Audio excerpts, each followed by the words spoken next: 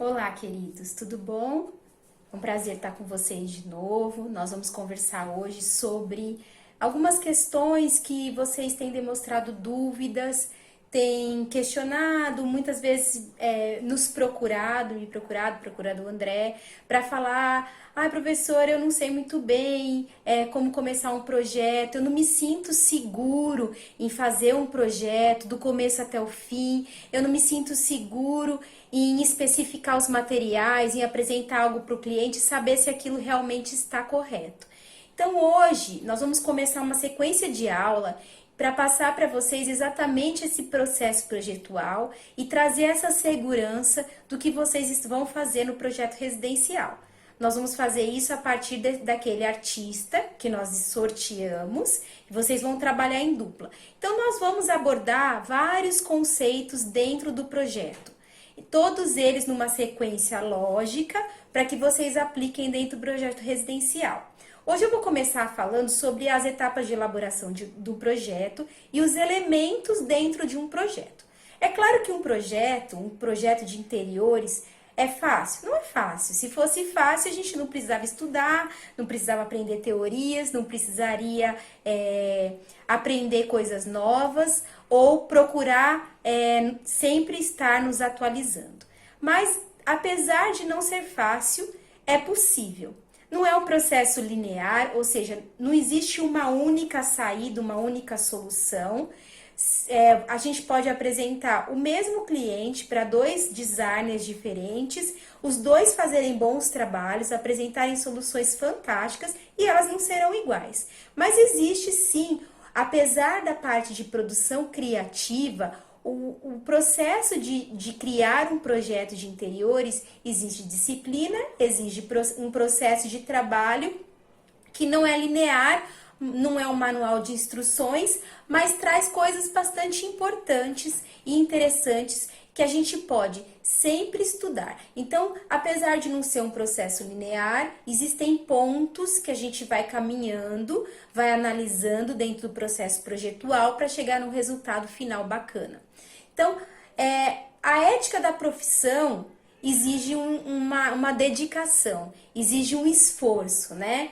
E a produção, ela é um significado de uma concepção, algo que você imagina, algo que você criou, deve prevalecer essa concepção, né? Mas o que quer dizer como prevalecer a concepção? Quer dizer prevalecer a minha vontade como designer?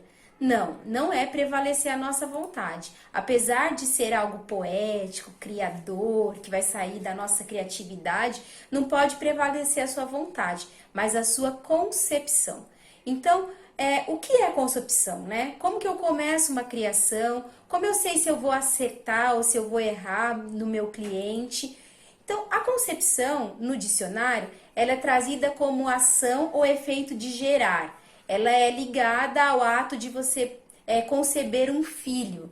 É obra da inteligência, obra de uma produção, de uma criação, de uma teoria. Ou seja, o seu projeto deve ser tratado como um filho. Deve ser tratado com carinho, com atenção, com dedicação, com zelo. É importante você dedicar horas para o seu projeto. Não é algo feito da noite para o dia, feito rapidamente. Eu vou simplesmente executo. Não, ele leva a um processo. Assim como gerar um filho leva um tempo, aqui também leva um tempo. Você vai estar gerando um filho que é um projeto. E cada projeto é um filho, porque ele é único, ou seja, ele não vai ser repetido. Você pode até aproveitar o mobiliário que você desenvolveu para um projeto, para um outro cliente, ou uma ideia de um revestimento aplicado para um outro cliente, mas ele vai ser único. E existem algumas etapas, como eu disse, que auxiliam então nessa criação de projeto.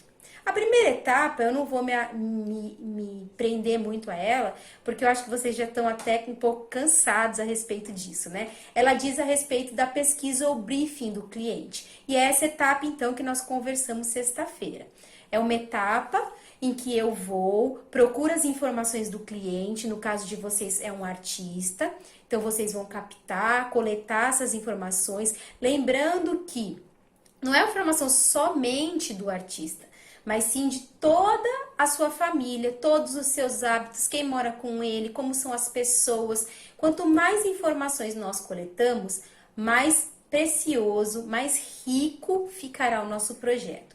A nossa pesquisa é a nossa maior aliada para criar um projeto criativo e interessante. Então, não dá para fazer um projeto sem uma pesquisa. Não dá para criar uma decoração sem saber quem é um cliente. Você pode falar assim, professora, mas se eu fizer algo comercial, eu não vou ter um cliente. Não é verdade. Você tem uma marca, que é o seu cliente. Aí se eu fizer uma decoração para um apartamento que vai ser vendido, tipo esses apartamentos decorados, quem é o cliente? A construtora, a incorporadora, ela traça o perfil de um cliente. Então ela vai te apresentar esse perfil. Sempre existe um cliente e somente a pesquisa abre as portas para algo novo, para algo diferente. Então, dedique muito tempo para conhecer o seu cliente. Por isso que quando vocês me pediram mais tempo para fazer o briefing, eu falei, eles estão certos, vamos dar mais tempo. Porque conhecer o cliente precisa ser algo profundo, assertivo, precisa ser bem elaborado, bem feito. Então, vocês precisam realmente dedicar horas e horas para conhecer o seu cliente. Não existe o que fazer se não houver para quem fazer. Então, vamos entender para quem vamos fazer.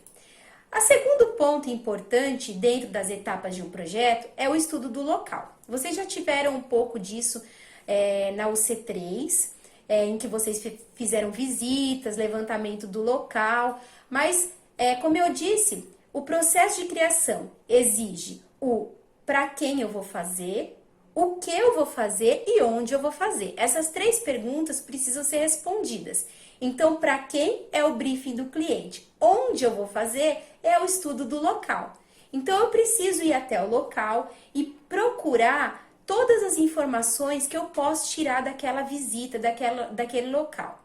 Se o local não for um local já construído, muitas vezes o cliente te procura para fazer um projeto e ainda não tem um projeto não está construído, é um apartamento que ainda está em construção, uma casa que está em construção. Então, você vai ter somente o projeto, que são as plantas, os cortes, as elevações. Mas quando você tem, e você precisa estudar, de qualquer forma, precisa estudar todo esse material, né? Mas quando nós temos o local físico, é importante fazer uma visita. Uma única visita resolve? Muitas vezes não, muitas vezes a gente faz mais visitas. Você tem que fazer um levantamento muito, muito, muito preciso. Então, leve a trena. Eu tenho, por exemplo, a trena eletrônica, eu gosto de usá-las, mas muitas vezes ela pode dar algum erro. Então, eu levo também a trena manual. Eu utilizo toda a tecnologia, mas eu utilizo o que é antigo. Muitas vezes eu levo mangueira de nível, porque às vezes tem algum desnível que eu preciso pegar. Tire as medidas e aí que entra você saber um pouco desenhar à mão. Você precisa fazer um croquis que seja compreendido. Não dá para você fazer um projeto e não conseguir anotar todas as informações. Então você precisa fazer um croquis, puxar as informações, você tem que registrar. Além das dimensões dos ambientes, não esqueça das aberturas. Onde estão posicionadas, qual o tamanho delas, qual a qualidade delas, qual o material que compõe essas aberturas, qual a cor, se elas precisam ser trocadas ou não nessa sua primeira visita.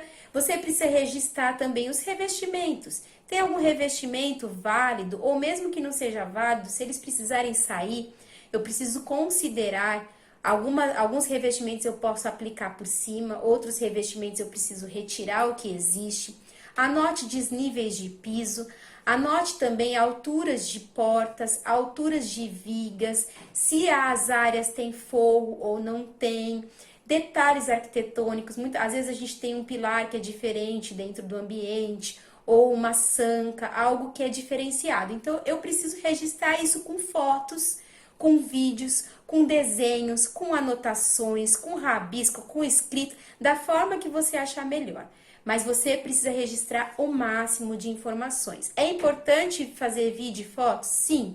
Não vamos confiar só na nossa memória. É importante a gente registrar também com fotos e vídeos. Pode gravar áudio para explicar o lugar. É importante você também observar a iluminação e a ventilação daquele local.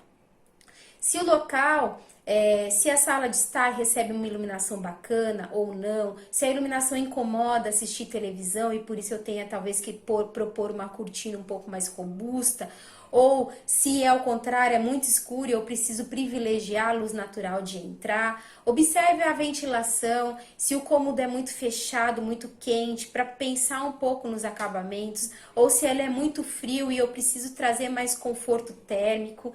Então, tudo isso eu anoto nessa minha visita ao local, tá bom? E depois? Depois vem a terceira etapa, que é eu juntar todos esses dados. Eu preciso estabelecer uma forma de organizar essas informações, traçar um espaço de perfil e prioridades. Como que eu faço isso?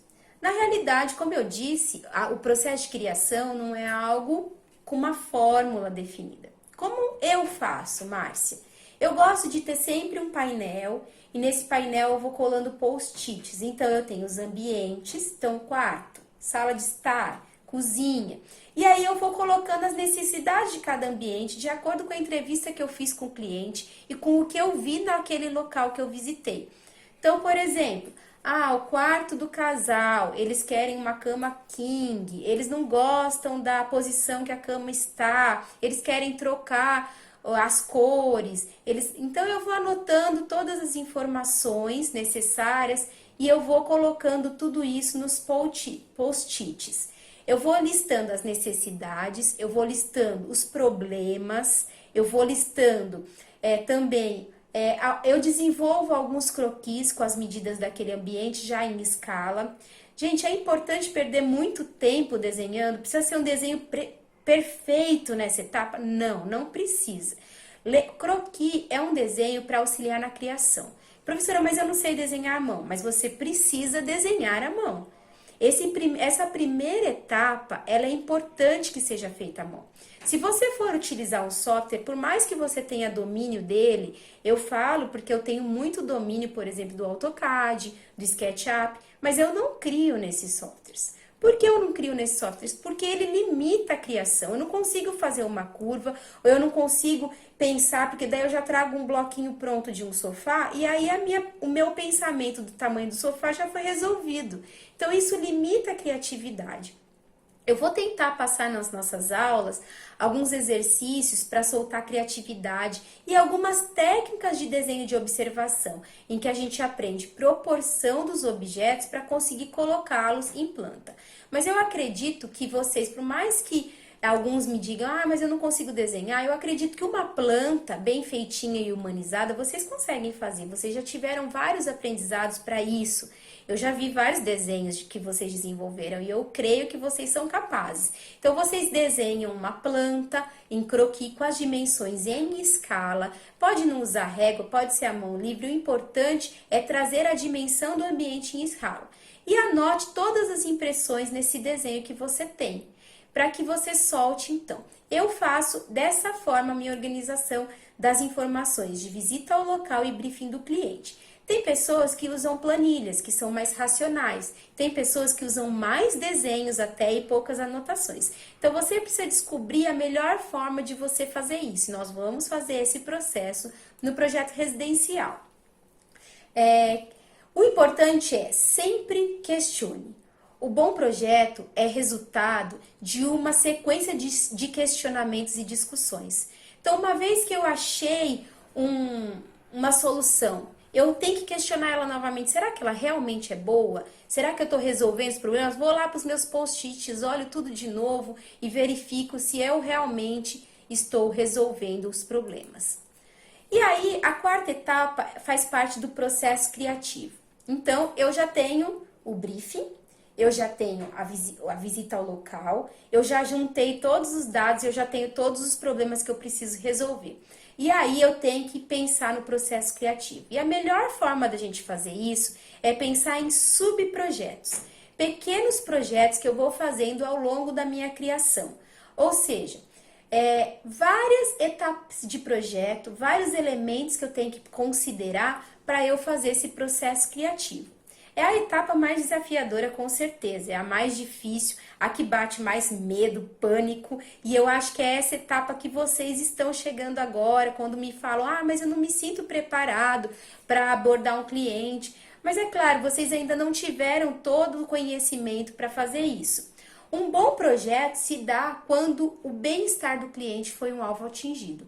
Então coloque isso em mente. Atingir o bem-estar do meu cliente, atingir o conforto que ele queria, ele entra no lugar e ele sai satisfeito. Existe uma decoradora, uma designer de interiores muito importante chamada Ilse Crawford. Eu vou passar para vocês até na próxima aula um vídeo muito interessante dela, e ela diz assim: as pessoas entram no espaço e não sabem por que se sentiram daquele jeito, mas a verdade é que foi tudo planejado. Olha que interessante, né? Imagina você conseguir esse alvo de as pessoas entrarem, comentarem que aquele espaço está fantástico, mas elas não conseguirem perceber que foi tudo planejado, de tão bom que está. Então, o design de interiores precisa ser o seguinte: não é a sua ideia, o seu conceito ou a sua vontade, mas é o conceito e a vontade do cliente com o seu conhecimento. Então, o design não é só aparência, mas é transformar aquelas necessidades do seu cliente em soluções criativas, necessárias e muito surpreendentes. E para isso se tornar possível, a gente precisa então entender alguns elementos nesse processo criativo. Então, quais são esses elementos? O primeiro elemento é o espaço. O espaço, quando a gente fala de espaço, não é exatamente uma sala ou um quarto. Pode ser um ambiente, ou pode ser um mobiliário, ou pode ser uma gaveta, ou pode ser uma cadeira, ou pode ser um móvel qualquer. Ou seja, espaço significa aonde a gente vai atuar como designer. Então, como a gente adapta aquele espaço às atividades que vão ser desenvolvidas? Como deixar um espaço muito grande não se tornar impessoal? Como trazer traços pessoais do cliente para esse espaço? Bom, nós precisamos utilizar nossa criatividade para alterar a sensação espacial de um ambiente. Muitas vezes o ambiente está lá já decorado, e quando a gente entra com uma nova decoração, com uma nova proposta de layout, é mudado completamente o espaço. Então, a gente precisa trabalhar com estímulos à reação daquela pessoa que vai utilizar o espaço. Nada deve ser por acaso quando a gente se refere em designer. O design de interiores tem que usar conscientemente as ferramentas disponíveis para atingir esse objetivo do espaço. Então, a gente vai aprender um pouco nas aulas que nós fomos dar de layout sobre como ocupar os espaços. Os riscos maiores são os grandes espaços. Os grandes espaços muitas vezes são mais difíceis de se trabalhar do que pequenos espaços. Então, vocês vão ver nesse vídeo que eu vou colocar da Ilse, ela falando sobre o saguão de um aeroporto, em que ela queria sair um pouco do convencional, de que era sempre espaços muito iguais, e trazer um conforto, porque eram espaços muito grandes, e isso foi muito difícil. Mas a gente vai trabalhar os espaços quando falarmos de layout. O próximo elemento é a forma e o contorno. A forma é sempre tridimensional ou bidimensional, está ligado às formas dos objetos, à forma da parede, à forma do espaço. Ela é vista sempre em perspectiva. Mas o contorno, ele é bidimensional. Ele é sempre visto nas que a gente chama de vistas ortográficas. Então, forma é marcado pela vista em perspectiva, e contorno é marcado por linhas, que eu vejo isso em plantas, cortes e elevações, que a gente chama de vistas ortográficas. O terceiro elemento são as linhas. As linhas, nossos olhos acabam sempre seguindo inconscientemente as linhas. Quando a linha é horizontal, os nossos olhos seguem a horizontalidade.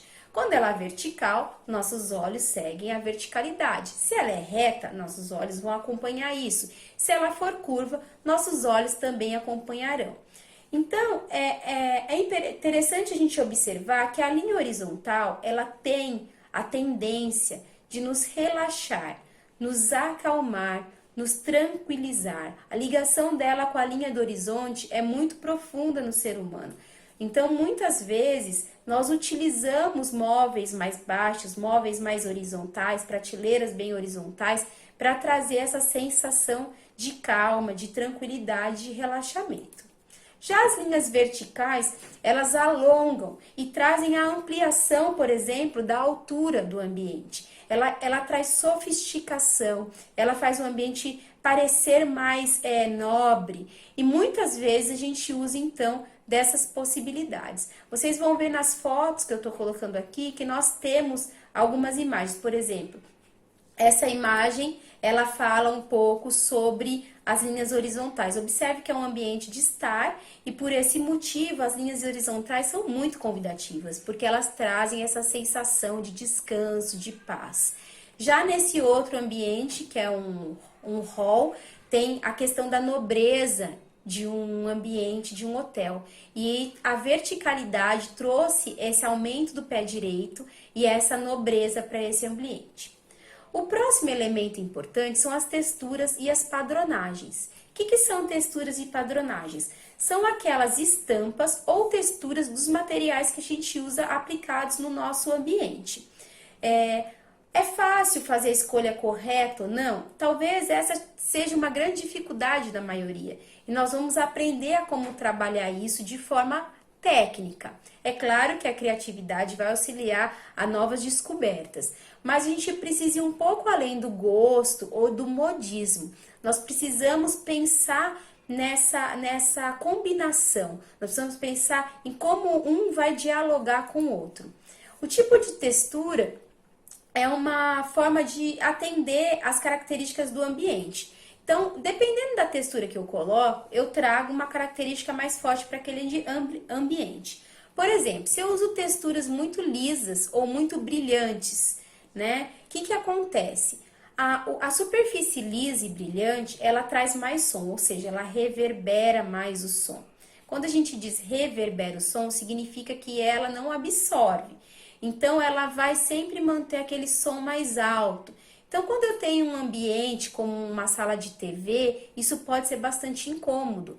É por isso que muitas vezes nós colocamos uma madeira no chão de uma sala de TV, por exemplo, porque é algo mais rústico. Pode observar que sempre salas de cinema, salas de teatro, têm revestidos nas suas paredes e nos pisos sempre texturas que absorvam, ou seja, elas nunca são lisas e brilhantes.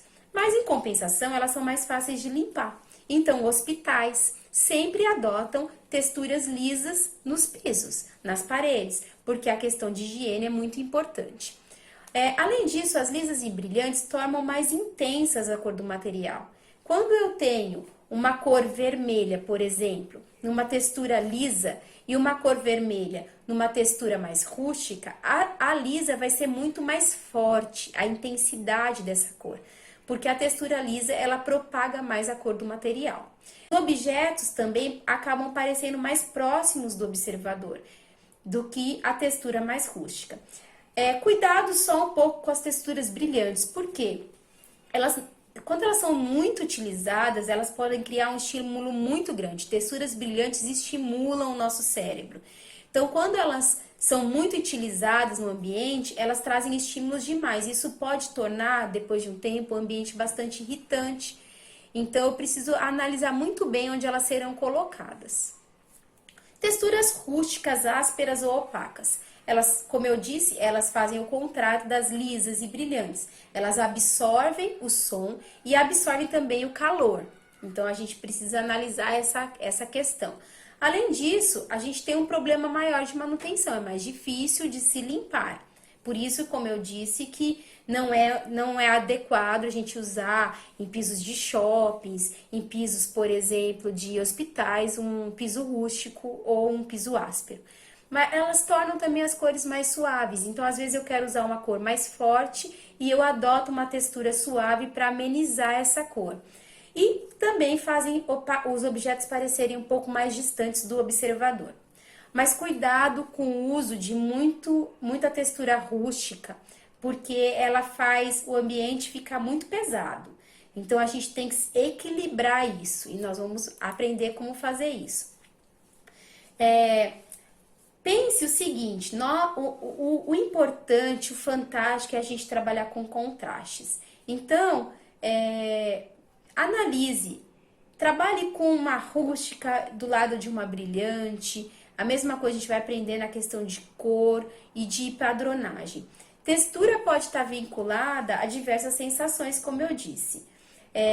Por exemplo, o aço, o vidro trazem muito brilho. E o brilho dá uma aparência um pouco mais contemporânea. Às vezes as pessoas usam o nome aparência moderna. Na verdade, é errado usar o nome aparência moderna. Porque moderno relata o movimento moderno. Tudo bem que o aço e o vidro também foi usado no movimento moderno, mas não é essa a intenção que eu estou passando aqui. Eu quero dizer que traz uma aparência de algo mais novo, mais atual. Já o cristal, o veludo, a seda, eles dão uma aparência um pouquinho mais antiga, uma aparência mais histórica, ele traz uma bagagem histórica junto com eles. O terracota, a caiação, o uso da madeira, o uso da pedra, ele já traz uma lembrança de campo e de fazenda. Então, não sei, acho que foi para vocês que eu comentei, né?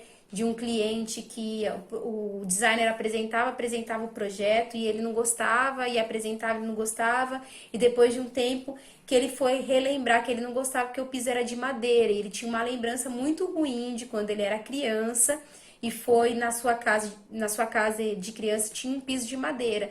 Então era aquilo que fazia mal, porque lembrava essa história do campo e da fazenda que ele não queria viver. É claro que em muitas outras situações essa lembrança pode ser bastante agradável.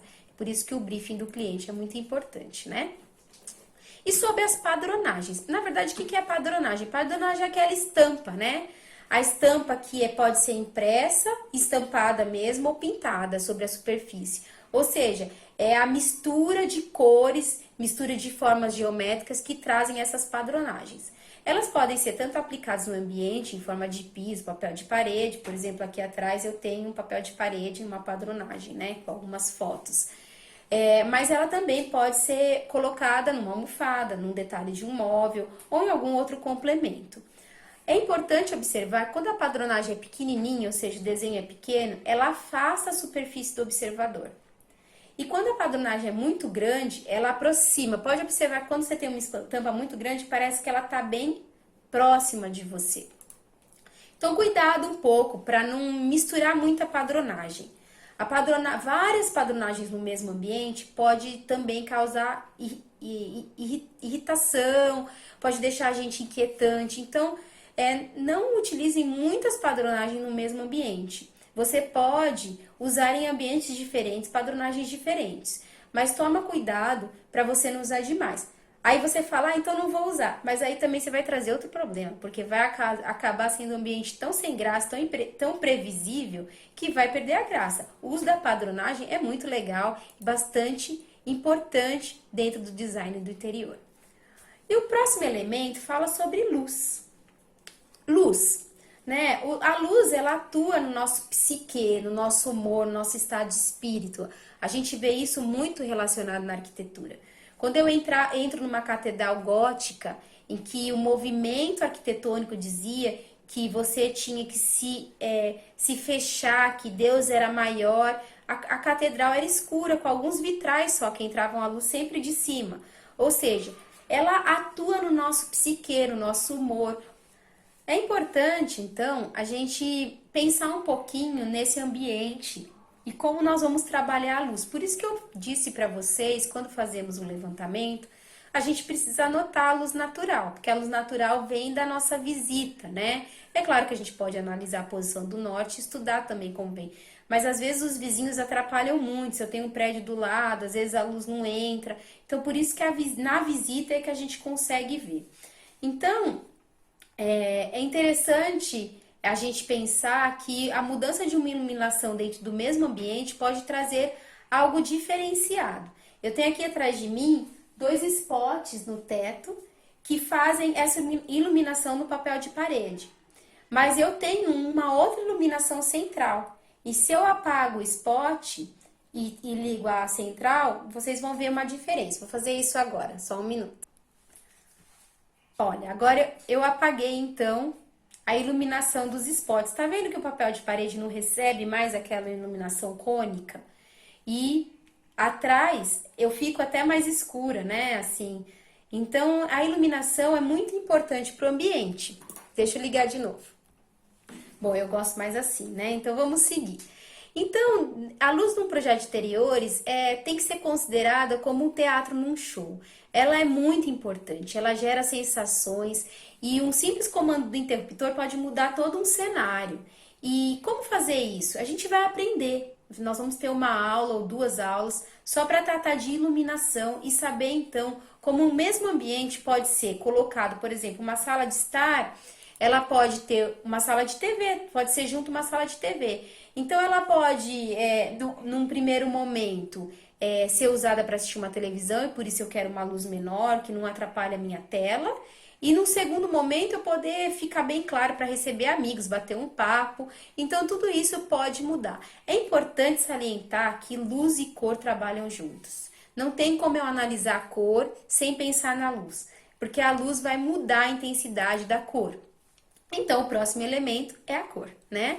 A cor deve ser explorada não só nas paredes, nos móveis, nos complementos, nos objetos. A cor também vai entrar nas padronagens, nas texturas. Tudo isso vai conversar junto. Primeiro você tem que ter em mente o que você quer criar ou alterar naquele ambiente, para depois então você escolher as cores e os tons. Porque a cor está em tudo, está em todos os lugares do ambiente. Então, primeiro você pensa o que você quer criar, que sensação você quer trazer e depois você escolhe a cor. O André amanhã vai dar uma aula muito legal para vocês de cor.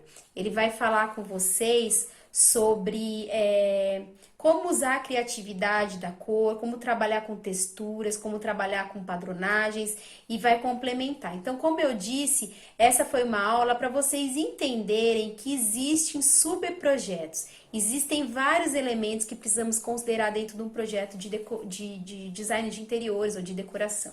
Além dos elementos, existem os princípios também sobre decoração, sobre designer, que nós vamos tratar então na próxima aula. Hoje eu não vou passar nenhuma atividade, porque ela é a parte teórica desse começo, desse aprendizado de como projetar.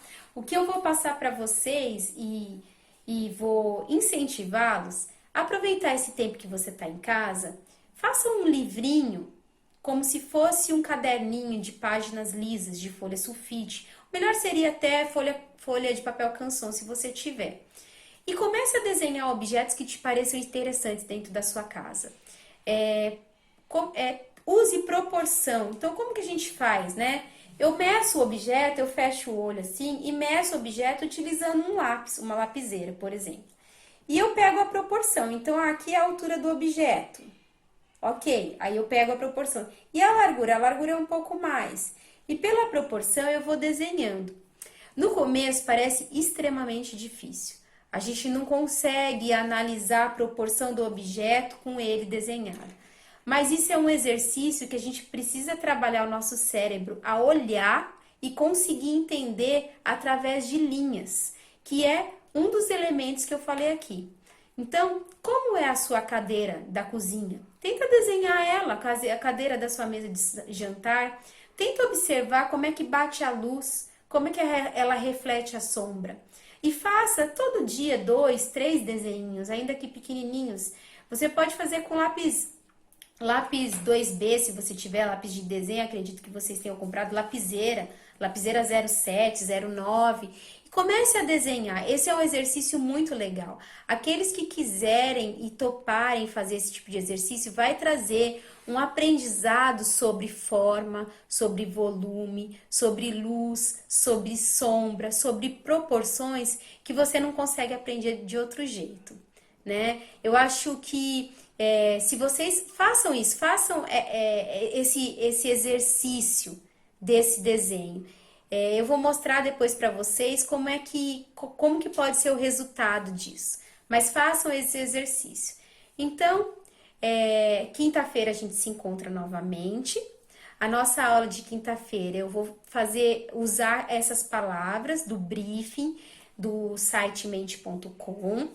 E através dela nós vamos trabalhar um pouquinho a respeito de conforto E aí, após isso, eu vou indicar para vocês um vídeo, um filme muito legal para vocês assistirem, que fala exatamente sobre o que está nos textos, Casa Pequena História de uma Ideia, e também nessa aula que eu vou conversar com vocês. Bom, espero que tenha sido esclarecedor, espero que vocês tenham gostado de assistir e conto muito que vocês se animem para fazer coisas muito, muito, muito legais e criativas nesse projeto. Um beijo para vocês, fiquem com Deus, até a próxima aula.